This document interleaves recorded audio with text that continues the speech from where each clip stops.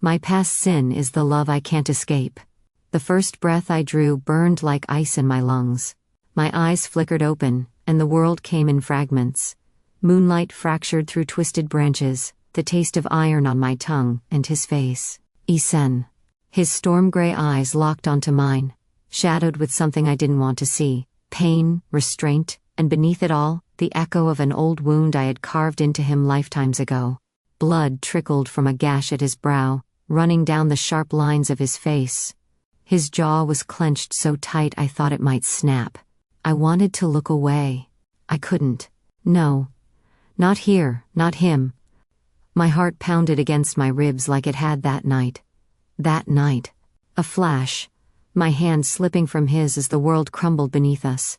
His figure falling into darkness. The betrayal heavy on my skin, like ash. His voice calling my name as he fell. A sound that still haunted me when I closed my eyes. Liora, his voice now, low, rough as gravel. I tried to move. Pain shot through my side, white hot and searing. The wrecked remains of my car lay crumpled behind him.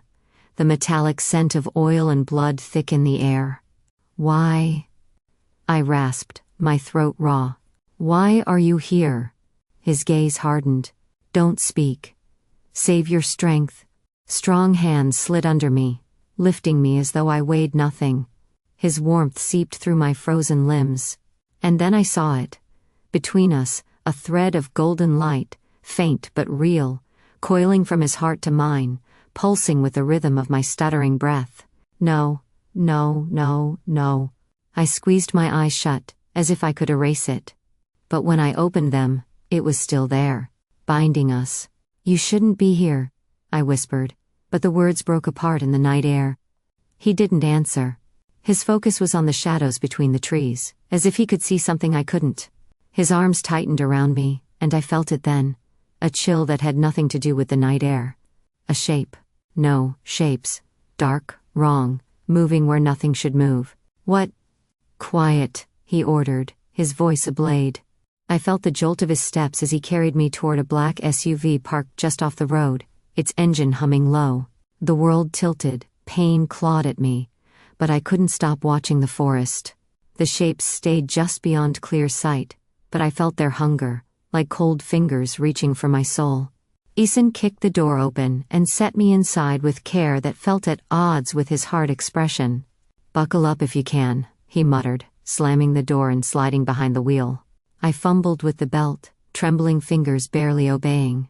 The golden thread between us glowed brighter for a heartbeat before fading back to a faint shimmer. The engine roared to life. We sped into the night, away from the wreckage, away from the trees that seemed to lean closer as we fled. Silence stretched between us, thick and suffocating. Why did you save me? I forced out, each word scraping my throat raw. His knuckles whitened on the steering wheel. Don't ask questions you don't want the answers to. I deserve an answer. His laugh was short, bitter. Deserve? Since when do you care about what you deserve? The words hit like a slap, but I couldn't deny them. I turned my face to the window, watching the blur of night, the scattered lights of a town in the distance. My vision swam. The cold seeped deeper, and the darkness pressed close, whispering of sleep, of surrender. The last thing I saw was the thread, that damned golden thread, burning softly in the dark between us. And then, the dark claimed me. When I woke again, the world was quieter, but no less heavy. The first thing I noticed was the smell, sharp and earthy, the scent of crushed herbs and wood smoke. The air was cool, but I felt the rough weight of a blanket over me. My body ached, a deep, throbbing pain in my side and shoulder. Every breath reminded me of the crash, of the cold fingers of fear that still clung to me. I blinked against the soft light filtering through tall windows. The room was sparse. Stone walls, dark wooden beams, shelves lined with books and jars. A fireplace flickered low. It wasn't a home. It was a shelter. A place built for utility, not comfort. The floor creaked. My pulse jumped. Isen. He stepped into view, his frame tall, shadowed by the doorway. His dark hair was slightly disheveled, as if he'd run his hands through it one too many times. There were faint smudges of dirt and dried blood on his shirt. But his eyes, those storm gray eyes, were as steady as stone. "You're awake." His voice was low, tired. I pushed myself up, ignoring the protest of my ribs. The blanket slipped from my shoulders. "Where am I?" "My house." I looked around again. House? No. Fortress. The kind of place someone builds to keep the world out, or themselves in. "Why did you bring me here?" He crossed his arms, leaning against the doorframe, but there was tension in him, like a coiled spring. "I didn't have a choice." "You needed help." "You could have left me," I said, fingers curling into the blanket. My hands shook, so I clenched them tighter, as if I could stop the trembling by sheer will. A flicker of something crossed his face. Anger? Sadness? It was gone too fast. "I don't leave people to die," he said simply. "Even when I should." The words stung more than they should have. "Then let me go." "No." My heart raced, not from fear, not exactly. His presence was warmth I didn't want, comfort I resented. "I don't need your protection." Isen stepped forward, his shadow falling over me. "You're in danger, Liora. And whether you want it or not, I'm the only one standing between you and whatever's out there." His voice was calm, but there was steel beneath it. "I didn't ask for this," I said, the heat rising to my cheeks. "No," he agreed. "But here we are." The fire crackled between us. Silence stretched, thick and tense. I looked away, unable to bear the weight of his gaze. "Fine," I said finally, my voice low. "But don't expect gratitude." He gave a humorless laugh. "Wasn't counting on it." I shifted under the blanket. The aches in my body a reminder of just how fragile I was right now. Still, I hated how much I wanted him to stay close. How his presence made the fear ebb just a little. Later that night, sleep was a lost cause. The room felt too still, the quiet oppressive. I rose, moving to the window. Moonlight silvered the trees beyond the house. The forest seemed endless, a sea of black and silver. Movement caught my eye. A figure. His figure. Isen. Slipping out the side door, his steps silent, purposeful. I pressed my hand to the cold glass, watching as he moved into the trees, swallowed by the night. "What are you hiding, Isen?" The golden thread between us shimmered faintly in the dark, stretching toward the place where he'd disappeared. And I was left alone with the questions that burned hotter than my wounds. Sleep found me only in fragments, scattered and jagged. And when it did, it brought no peace, only memories I wished I could bury deeper. The old temple rose around me in the dark, its once proud columns broken, roof half collapsed, open to the storm above. Rain lashed down, cold and relentless, mingling with the crimson that stained the ancient stones. Isen stood before me, younger somehow, or perhaps just softer. His dark hair clung to his face. His eyes, those storm gray eyes, were raw, filled with something I couldn't name. "Liora," he breathed, reaching for me, his hand trembling. "Don't do this." My heart ached, but my feet stayed rooted. The weight of choice hung heavy on me, heavier than the blade I carried at my side. "I'm sorry," I whispered, the words barely audible over the storm. His hand fell away. And then, the ground beneath him crumbled, a chasm opening at his feet. His eyes widened, not in fear, but in betrayal. I had chosen another. I had let him fall. His voice echoed as he disappeared into the abyss. I jolted awake, gasping, drenched in cold sweat. The room was dark, the fire low, casting long shadows on the walls. It was just a dream, I told myself. But the thread of gold between us pulsed faintly in the night, as if to say otherwise. Morning came gray and damp. The forest outside the windows was shrouded in mist. I barely had time to gather myself when the knock came, precise, measured. Before I could speak, the door opened. She swept in like she owned the place. My mother, tall, elegant, every hair in place, her tailored coat untouched by the rain. Her smile was the kind that never reached her eyes. "Liora." She surveyed the room, disapproval in every glance. "I heard about the accident. Imagine my surprise when you weren't at the hospital." I said nothing. What was there to say? Her gaze found Isen's coat hanging near the door. Her lips thinned. Him? I stiffened. He saved my life. Her laugh was soft, but cutting. Oh, darling. Men like him don't save without expecting payment. You'd be wise to remember that. She crossed to the window, looking out at the endless trees. Still, perhaps this can work in our favor. A man like that could be useful, if you're clever about it. I clenched my fists at my sides. I'm not going to use him, I said, voice low. She turned, her eyes sharp as glass. Then you're a fool. For a moment, I saw it. The thread of fate that bound us. From me to her, thin, dull, cold. A lifeline that should have offered comfort, but instead felt like a chain. I can manage without your advice, I said. Her smile returned, brittle as ever. Of course you can, dear. You always could. Later that afternoon, as I tried to shake the weight of her words, another visitor arrived. Liora burst in without knocking, all sunshine and noise. Liora, she exclaimed, throwing her arms around me. I heard what happened. I was so worried. Her embrace was warm, familiar. And yet, when she pulled back, I caught the flicker in her gaze as it darted to the room, to the signs of Isen's presence. Wow, she said lightly. I didn't realize you had company. I forced a smile. It's not like that. Her laugh was bright, but there was something behind it, a glint of something too sharp, too hungry. Of course not, she said, eyes lingering on the coat, the boots by the door. But still. Mysterious stranger rescuing you in the night? It's like something out of a novel. I shook my head.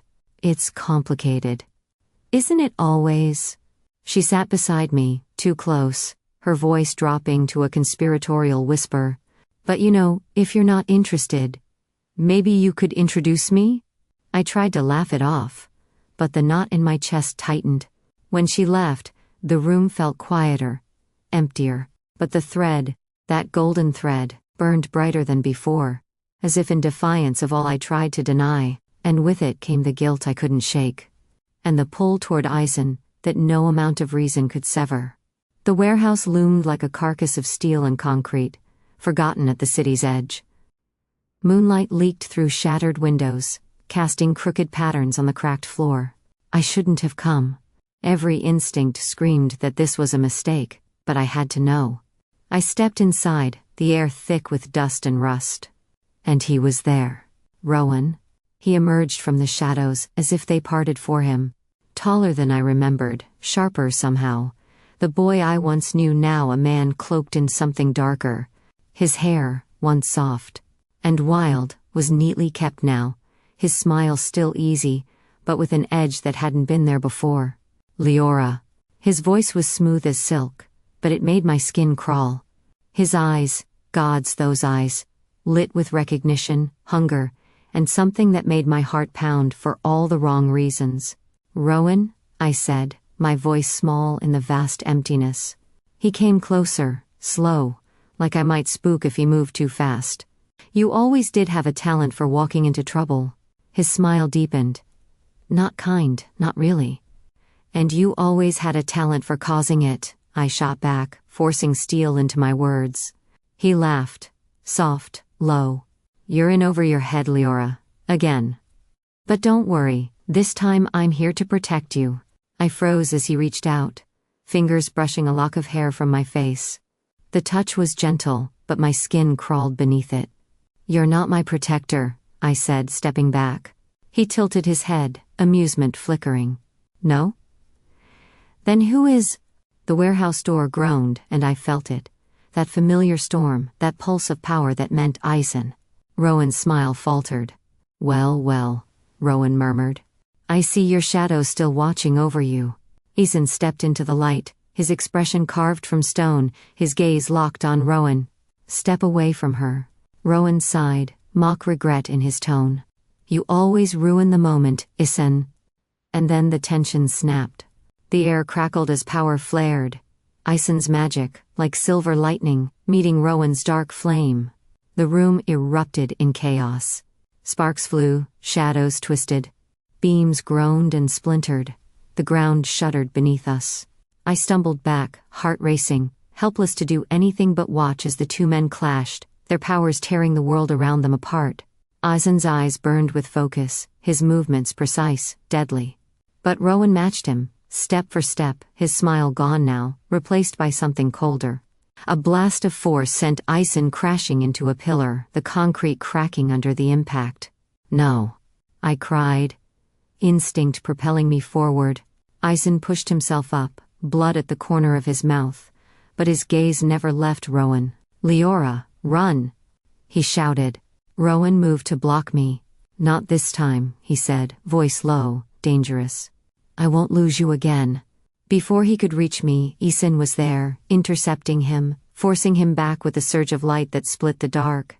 "Go," Isen barked, not looking at me, too focused on keeping Rowan at bay.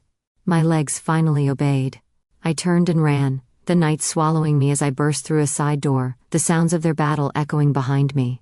The streets were empty, the city asleep and unaware of the storm raging in its forgotten corners. My breath came in ragged gasps as I fled into the night, the cold air burning my lungs. Footsteps caught up to me minutes later. Isen. His coat was torn, blood darkening the fabric at his side, but his pace didn't falter. He didn't speak, just took my arm, steadying me as we moved. "You're hurt," I said, my voice breaking. "I've had worse." His tone was flat, but his grip on me was firm, protective. I hated the relief that flooded me at the feel of him beside me, at the safety his presence offered. I hated the guilt that came with it even more. The house felt different now, no longer a shelter, but a place marked by the storm we'd barely escaped. The walls seemed to lean inward, the shadows deeper. Splintered wood littered the entryway where Isen had half carried me inside. His coat hung by the door, torn and stained with blood he refused to let me tend. I tried to busy myself, to ignore the gnawing thoughts, but the tension clung to me like smoke. A sharp knock. Before I could move, the door swung open. "Liora." Lyra swept in like a gust of too sweet perfume, her eyes wide with concern, or what passed for it. She took in the room, the damage, and then me, pale and trembling. "Oh, you poor thing." She threw her arms around me, squeezing a little too tightly. "I'm fine," I muttered, pulling back. Her gaze darted past me, settling on Isen as he entered from the hall. He looked tired, blood still drying at his temple, but his posture was as steady as ever. Lyra's smile changed, softer, shyer. "I didn't realize you had company," she said, though her eyes said she'd hoped for it. "He saved my life," I said, sharper than I meant to. "Of course he did," Lyra cooed, stepping closer, eyes flicking over him like she was memorizing every detail. "A man like that wouldn't let harm come to you." "But, are you sure that's all he's doing?" I stiffened. "What's that supposed to mean?" She gave a delicate shrug, glancing at the wreckage around us. "Just that, maybe he has his own reasons. Men like him don't act out of kindness alone. Power, protection. Sometimes it's the same thing." Her words coiled around my doubts like vines. I opened my mouth, but she was already turning to Isen. "If you ever need help, I'm just a call away," she said, voice warm, eyes bright. He nodded once, polite but distant, and Lyra took her leave, her perfume lingering long after the door shut. I stood there, heart racing, replaying her words. Power, protection. Sometimes it's the same thing. That night, I found him by the fire. The room glowed gold and amber, shadows dancing on the walls. He sat in one of the heavy chairs, his long frame relaxed but alert, as if even now he expected danger. "You should rest," I said quietly. "So should you." I moved closer, drawn by the warmth. "Why won't you let me help you?" I asked, nodding toward the bandage at his side. His lips quirked, the barest ghost of a smile. "You worry too much. Someone has to." For a moment, we sat in the silence, the crackle of the fire filling the space between us. "Why are you really doing this?" I asked finally. "All of it. Saving me. Protecting me." He didn't answer right away. His gaze stayed on the flames, but when he spoke, his voice was softer than I'd expected. "Because I couldn't, before." My breath caught. I wanted to press him, to ask what he meant, but I hesitated. Afraid of the answers, or maybe of how much I wanted them. Later, restless and needing distraction, I tried to explore the house, or what was left of it. In my wandering, I found a narrow door in the kitchen that led to a stone stairwell. Curious, I descended, the air growing cooler with each step. The cellar was dark, lined with old shelves and crates. I moved deeper, brushing my fingers along the rough walls. And then I heard it, a soft click. I turned back. The door at the top had swung shut. I tried the handle. Stuck. I tried again, harder. Seriously? I muttered, pounding on the door. You've got to be kidding me. Footsteps above, then Isen's voice, amused. Everything all right down there? No. I snapped. I'm locked in. I heard him laugh. A real laugh, warm and rich, the sound so unexpected it stopped me cold. Dangerous house, he said, opening the door with ease. He looked down at me, eyes bright with humor. You're more dangerous to yourself than any enemy. I glared at him, but couldn't stop the smile tugging at my lips. He offered me a hand, and I took it, the contact sending a jolt through me. That night, lying awake, I stared at the ceiling, at the faint glow of moonlight through the curtains. Liora's words still echoed, but so did his laugh, his touch, his gentleness beneath the steel. And I knew one thing for certain, I had to know the truth. About him, about us, about everything. I couldn't run from it anymore. The temple looked smaller in the daylight, but no less broken. Its columns jutted toward the sky like the bones of some long-dead giant. The roof was all but gone, the stones blackened by age and storm. Weeds pushed through the cracks, nature reclaiming what we had abandoned. I stood at the threshold, my breath misting in the cold morning air, my heart pounding as if it remembered what my mind tried to forget. I stepped inside. Each footfall echoed in the emptiness. The same emptiness that had once been filled with vows, with promises I had shattered. And then it came. The memory, sharp as lightning. Rain lashed down, mixing with blood on the stone. Rowan's hand on my shoulder, his voice in my ear. He'll never choose you over his duty. You'll always be second to his cause. I wanted to believe it wasn't true, but the seed had already been planted. His words coiled around my doubts, fed them until they choked everything else. Come with me. Be free of him, of them all. I had looked at Isen, standing there in the storm, waiting for me to choose him. I had turned away, and Rowan's smile had been triumphant. But it was all a lie. I saw it now, clear as the dawn breaking beyond these ruined walls. Rowan had wanted to own me, not free me. And I had let him. Liora. I spun, heart leaping. Isen stood at the edge of the temple, framed by the broken archway, his dark coat stirring in the wind. His eyes searched mine, wary, as if he wasn't sure what he would find. You shouldn't be here, he said quietly. I had to come. My voice shook. I had to remember. He stepped closer, boots crunching on broken stone. I remember enough, he said, but there was no anger in his voice. Only weariness. I was wrong, I whispered. The words tasted like ash. He twisted everything. I see that now. He studied me, as if weighing my words, my heart. I know. Those 2 words undid me more than any accusation could have. Isen. He looked away, out toward the horizon. I was supposed to take you to them, he said. To the weavers.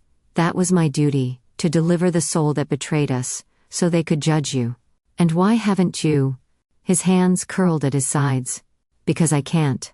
Because every time I try, all I see is you. Not the traitor, not the sin, just you. My throat tightened. I don't deserve that. Maybe not, he said. But it's the truth. I crossed the space between us, the wind cold against my skin, the weight of the years between us heavier than ever. I'm not afraid to face judgment, I said, my voice soft but sure. I'm not afraid to die for what I did. His gaze snapped back to mine, fierce, burning. Then what are you afraid of? I didn't look away. Not this time. I'm afraid of losing you. Again, the words hung in the air between us, raw and real. Isen's breath shuddered out of him, and for the first time the walls he'd built seemed to crack. The golden thread between us glowed brighter, a fragile line of light in the ruin's shadow. And for that moment I felt hope, not for forgiveness, not for redemption, but for something neither of us could name yet. The storm roared against the cliffs, rain slashing sideways, wind howling like a chorus of ghosts. The old chapel stood at the edge of the world, its roof half collapsed, walls scarred by time and tempest. Lightning split the sky, casting the stone in harsh silver light. Isen and I had come here seeking refuge. Foolishly, maybe. But the moment we crossed the threshold, I felt it. The trap. Rowan stepped from the shadows first, his smile cold, his dark coat plastered to him by the rain. "Such a romantic choice of scenery," he said, voice carrying over the storm. And then Liora emerged behind him, eyes bright with something that wasn't concern anymore. "You led him right to me," I breathed, heart sinking. "Not on purpose," Liora said sweetly, though her expression twisted with bitterness. "Liora," Rowan said, spreading his arms as if to welcome me. "This can end if you just come with me. Let him go. Let the past go." "No," I said, the word tasting like steel. The magic between them flared, dark flame and coiling shadow from Rowan, something jagged and wild in Lyra's hands. Isen moved in front of me, his own power rising like a storm within the storm, silver light crackling at his fingertips, the air bending around him. Rowan lunged. And the world exploded. Light met shadow, magic clashed in bursts that shook the ground beneath us. The chapel walls cracked, shards of stone raining down. I stumbled back, watching as Isen fought to keep them at bay, his strength already stretched thin. I saw it then. The threads. Every thread of fate, visible now in the chaos, Rowan's, dark and pulsing like a vein of poison, Lyra's, frayed and snarling with envy, Isen's shining like a blade. And mine. Gold, fragile but bright.